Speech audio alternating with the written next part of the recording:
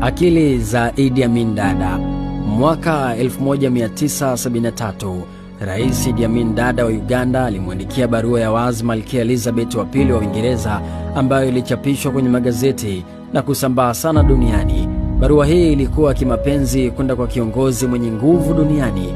Barua ilisema: Mpenzi Malkia Elizabeth, natuma salamu za upendo na mapenzi yangu kwako binafsi.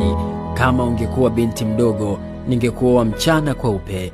Natamani siku kukutana na wewe pamoja ili tuzungumze tukiwa wawili, tukumbatiane kama ndugu wa kushibana.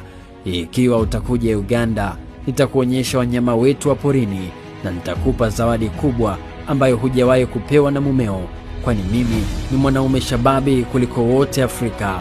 Nakupenda sana, alihitimisha Idi Amin. Barua hii ilikuwa maarufu duniani kote hadi leo haijajibiwa, lakini huu ulikuwa ni ujasiri wa kupitiliza kumtongoza mke wa mtoto wa mfalme, tena hadharani. Bado inatajwa kama moja ya barua za kushangaza zaidi katika historia ya siasa za Afrika. Unaweza ukajiuliza, ilikuwaje Idi Amin akaacha mambo yake yote ya msingi na kuamua kumtongoza malkia? Alifikiria nini mwamba? Alikuwa kijana wa hovyo kabisa, baniani mbaya lakini kiatu chake dawa. Amini anawafundisha vijana wote kuwa wanawake waliumbwa kwa ajili yetu ili tuwatongoze. Mwamba alimtongoza malkia na kiongozi wa juu kabisa wa Jumuiya ya Madola. Wewe unaogopa kumtongoza siara darasani kwako? We ni mpumbavu tu. Wanawake waliumbwa kwa ajili ya wanaume.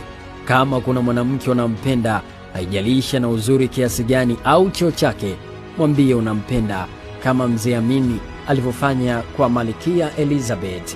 Mimi ni Steve Champion.